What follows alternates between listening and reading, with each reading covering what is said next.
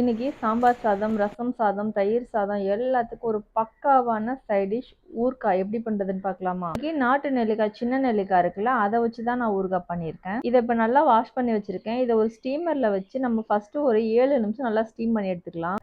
இதை வந்து இப்படி ஒரு அமுத்தினோம்னாக்கா இந்த மாதிரி கொல கொலன்னு வரணும். இது கரெக்டான பதம். அது ஒரு பக்கம் ஆறட்டும். அதுக்குள்ள ஒரு பவுடர் ரெடி பண்ணிடலாம். ஒரு பேன்ல 1 டீஸ்பூன் வெந்தயம் சேர்த்து இந்த மாதிரி கோல்டன் ப்ரௌனா வறுத்துட்டு ஒரு பிளேட்ல வச்சிடலாம். 1 டீஸ்பூன் கடுகும் சேர்த்து இந்த மாதிரி நல்லா சடசடன்னு பொரிஞ்சோடனே இது ரெண்டுத்தையும் நல்லா ஆற வச்சு மிக்ஸி ஜார்ல சேர்த்து பவுடரா அரைச்சு எடுத்துக்கலாம். ஊறுகாய் பண்றதுக்கு ஒரு பேன்ல 150 கிராம் நல்லெண்ணெய் சேர்த்திருக்கேன். 1 டீஸ்பூன் கடுகு, ஒரு கொத்து கருவேப்பிலை சேர்த்து நல்லா பொரிஞ்சோடனே நம்ம அவிச்சு வச்சிருக்க நெல்லிக்காயும் சேர்த்து நல்லா அந்த எண்ணெயிலேயே பரட்டி விட்டுடலாம்.